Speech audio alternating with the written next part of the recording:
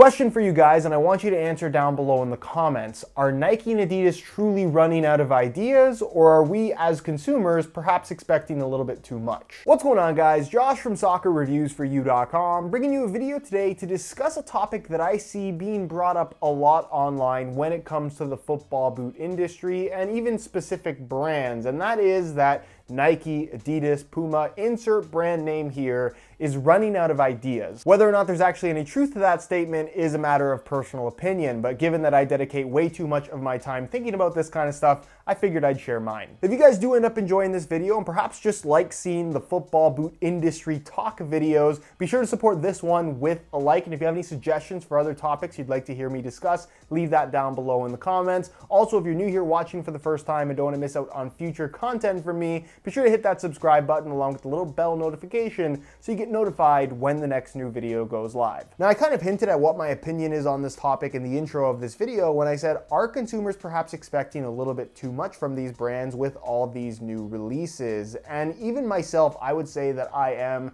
somewhat guilty of perhaps letting my opinion be skewed by some disappointment in regards to the amount of change that we get in a new product versus what we had before, which is a fair criticism to make, but at the same time, it kind of proves my point where maybe we're just expecting too much given the amount of new releases that are coming out these days. Now, just to be clear, I really want to focus this discussion on football boots, because if we're talking about the entirety of a brand like Nike and Adidas and all the products that they make, there's just way too much to talk about, and I'd be sitting here for the better part of like 8 hours, which I don't plan on doing.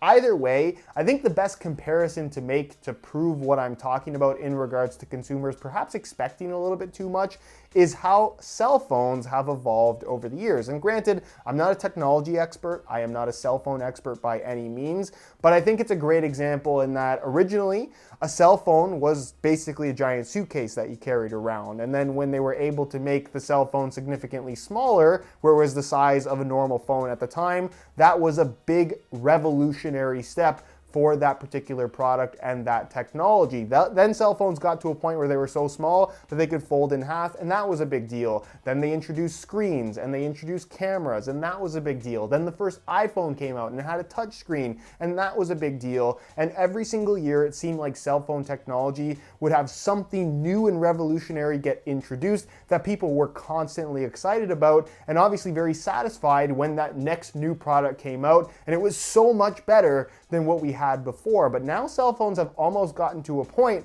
where people just don't care as much anymore, or at least that's how I've perceived it. I know when the new iPhones were coming out year after year, it was always very interesting to see what was next, but I feel like over the last 4 or 5 years, I could care less what the latest iPhone is because it looks like the one that came before. It doesn't seem like there's as much evolution or revolutionary change with each new product, and that's only because technology can only progress so far. When you have this first breakthrough, it's very easy to improve upon that year after year. Now, circling back to football boots, they've seen a similar amount of revolution and then evolution upon certain concepts. There was a point when the Copa Mundial was a revolutionary product in regards to how it compared to every boot out there. When I was growing up, when I was a lot younger, kangaroo leather boots were the thing to have. You paid top dollar for the best possible leather quality. But then synthetics kind of came onto the scene. Something like a Nike Mercurial Vapor 1 in comparison to a Copa Mundial, which was still very popular at that time,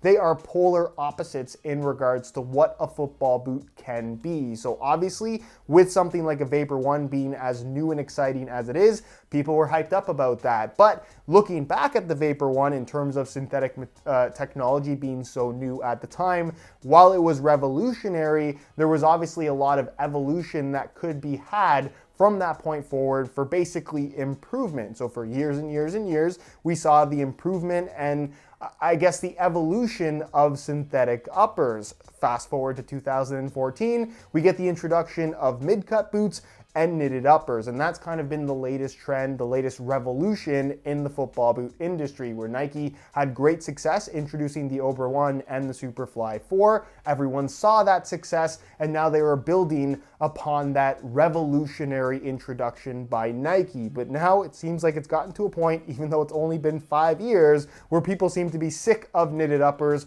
or I guess a better way to describe it would be less impressed by knitted uppers that seem to be coming out faster than ever. Because of the internet and social media, these new products are constantly being shoved in our face. Think about the difference between now and maybe 20 years ago. When I was growing up as a kid, if I wanted to see the latest boots, I had to watch the match on Saturday morning. I had to buy a magazine to see the ads and the pictures of the players wearing the boots, or I was lucky enough once in a while to go to my local store and see the boots in person. Other than that, these things were not in your face at all times, where now you go on YouTube and you watch a YouTube video of the new Nike boots, and then you go on Instagram and you see tons of pictures of the new Nike boots, and by the time a week goes by, you've seen that brand new Nike boot that just came out and is still super new 100 times. So it's not really too surprising that people get sick of these products perhaps a little bit more quickly than they once did. And don't get me wrong, I'm not putting all the blame on consumers, because this is the monster that these big brands have created. They're constantly trying to one-up each other, and because of this,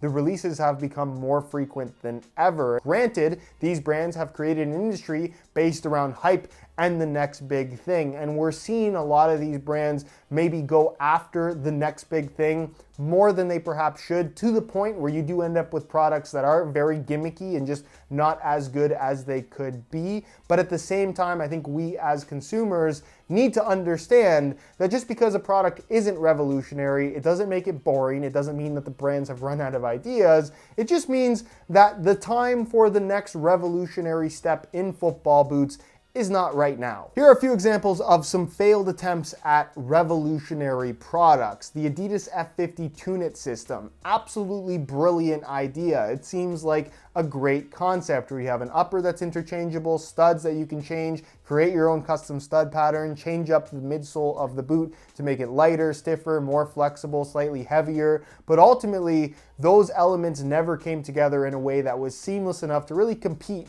against other boots out there. They were horribly stiff, they were pretty heavy, the studs would constantly fall out, the boots were not very durable, and while there are certain people that had a positive experience and really liked the F50 Tune-It series when it was a thing, the sales reflected that it was not a popular concept. Then you have the Nike Mercurial Superfly 1, which again, a lot of people look back on that and have fond memories of the boot. I know I really wanted a pair as a kid, but the boot was horribly stiff and horribly uncomfortable, even though what it introduced from a tech standpoint was important. The Flywire cable, something we still see from Nike to this day, and the carbon fiber sole plate, which was fixed at that point. The Mercurial Vapor SL definitely had some issues, but ultimately that would be something phased out by Nike as well. Not to mention they were extremely expensive. And then more recently, another failed concept was the Puma Evo Speed SL, the boot that came with a label letting you know that these boots are only going to last approximately 10 uses. You should not wear them in training because they'll break. They're for matches only. $200 for boots that realistically only lasted about 4 or 5 uses. That truly is a revolutionary concept in terms of what it introduced, and the boots definitely were extremely lightweight and provided an experience never seen before from the football boot industry. But that proved to be something that nobody really cared for. And then here's some of the successful tech that's been introduced over the years. Obviously, quality leather. That was the original innovation in football boots, where soft premium leather was viewed to be the best, the industry standard. Then obviously synthetics got introduced. That was a big deal. I would say the power boot era, the rubber striking elements introduced by Adidas with the Predator series in 1994, that was a truly revolutionary thing that had a huge impact on the industry. Lightweight boots, that was obviously something that had a big impact on the industry as well. 2010 with the original F50 Adizero is the boot that comes to mind. Carbon fiber sole plates from Nike at that time, also very popular. Then of course we got knitted uppers, which was the next big thing and the current big thing in the football boot industry. And since then, obviously mid-cut boots have become very popular. Laceless boots from the Adidas brand have become pretty popular. And I would even say the Puma Net Fit system, while it's still not super popular, I do kind of view that as a revolutionary step in football boots in terms of being something that had never really been done before, but also works really well. Also Nike ACC.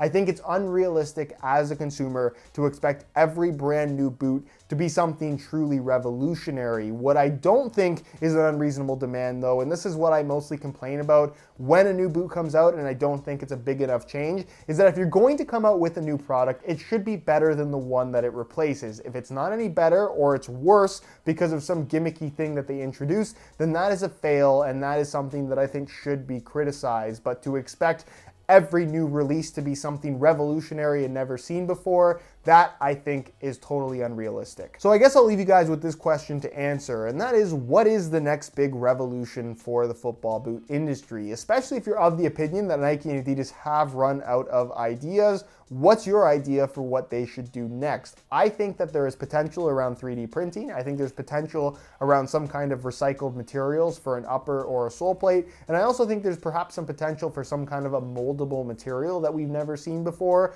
But these are just ideas. I have no concept of the technology required to make any of this happen. I just think that if there is going to be something revolutionary down the line, those are the three things that I kind of view as big potential concepts to work around, but whether or not that's actually happening, I have absolutely no clue. Anyways, guys, that's it for this one. Hopefully you enjoyed the video. If you did, please be sure to support it with a like. That helps me out tremendously. If you have any questions, as always, leave them down below in the comments, and I'll do my best to get an answer out to you as soon as I possibly can. If you're not subscribed already, be sure to hit that subscribe button along with the little bell notification so you get notified when the next new video goes live.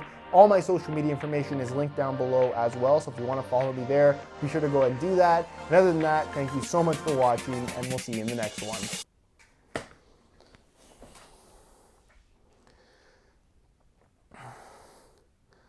I am sweating so much right now.